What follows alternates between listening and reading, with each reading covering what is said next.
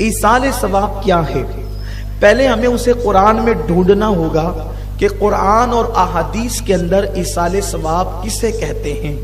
ایصال ثواب کا آسان ترین مفہوم یہ ہے کہ ایک بندہ اگر کوئی نیک عمل کرے اور اس نیک عمل کو اللہ اس پر جو اسے ثواب عطا کرے، جو اسے اجر عطا کرے، اس نیک عمل کو وہ کسی زندے کو یا کسی مردے کو ایصال ثواب کر دے کہ میرا یہ ثواب جو میرے اللہ نے مجھے عطا کیا ہے میں فلاں کے نام کرتا ہوں، اس کو کہتے ہیں ایصال ثواب۔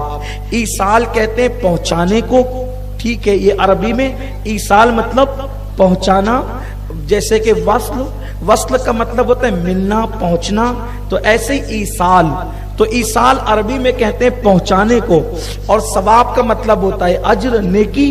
تو اب جو اللہ نے آپ کو اجر دیا اسے آپ کسی تک پہنچائیں، اس کو کہتے ہیں ایصال ثواب۔ اب آپ کی بات اتنی سمجھ میں آ گئی، بہت آسان سی بات ہے۔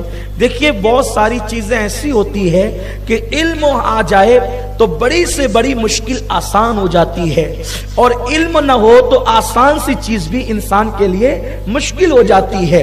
تو ایصال ثواب، اور عربی میں ایصال ثواب، تو اب اس کا مطلب کیا ہوا کہ اللہ نے جو آپ کو اجر دیا، جو ثواب دیا، وہ کسی تک پہنچانا، اس کو کہتے ہیں ایصال ثواب۔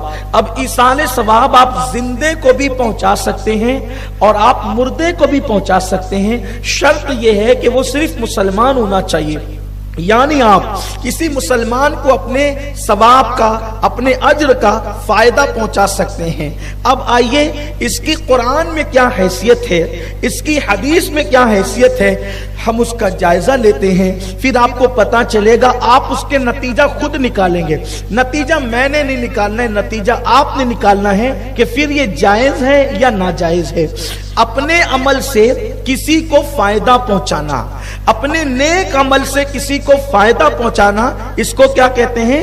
ایصال ثواب۔ اب یہ ایصال ثواب ہم کہاں کہاں کرتے ہیں، نام بدل رہا ہے لیکن ہے ایصال ثواب ہی۔ جیسے مثال کے طور پر کسی مسلمان کا انتقال ہو جائے تو اس مسلمان کی ہم نماز جنازہ پڑھتے ہیں، یہ نماز جنازہ بھی ایصال ثواب کی ایک شکل ہے۔ وہ کیسے کہ جب ہم نماز پڑھتے ہیں، ایک بندہ انتقال کر گیا، ایک بندہ دنیا سے کوچ کر گیا، اب نہ وہ نیکی کر سکتا ہے نہ وہ گناہ کر سکتا ہے، اب وہ کچھ کر نہیں سکتا، لیکن ہم کیا کرتے ہیں، ایک مسلمان کا، ایک کلمہ پڑھنے والے کا ہم پر حق ہے کہ جب اس کا انتقال ہو جائے تو ہم اس کی نماز جنازہ ادا کریں۔ نماز جنازہ ادا کرنا یہ فرض علی الکفایہ ہے، یعنی بستی کے لوگ اگر چند لوگ اس کو پڑھ لیں تو یہ ساری بستی پر سے ادا ہو گیا، اور اگر کسی نے بھی نہیں پڑھا تو پوری بستی کے لوگ گنہگار ہوں گے کہ آپ نے اس میں شرکت کیوں کی۔ لیکن آپ جب جنازے کی نماز پڑھنے کے لیے جاتے ہیں تو فائدہ کیا ہوتا ہے؟ اللہ کے حبیب صلی اللہ علیہ وآلہ وسلم فرماتے ہیں جس میت کے نماز جنازہ میں 40 مومن جمع ہو جاتے ہیں، اللہ تبارک و تعالی اس مردے کی مغفرت فرما دیتا ہے۔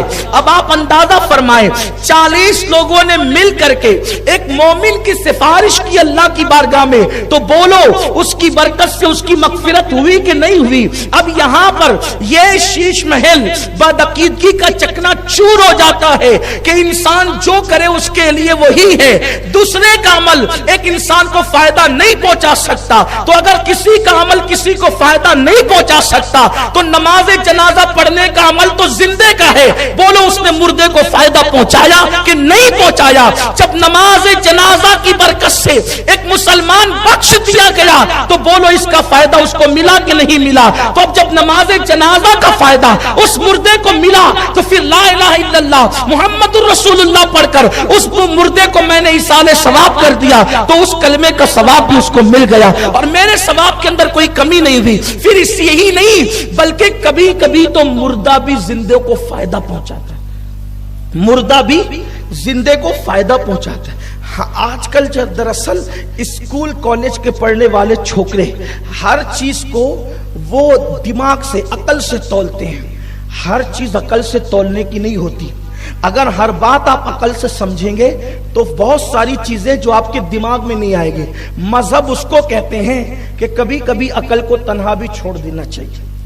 مذہب اس کو دیکھو، ایک مثال آپ کو بتا دوں.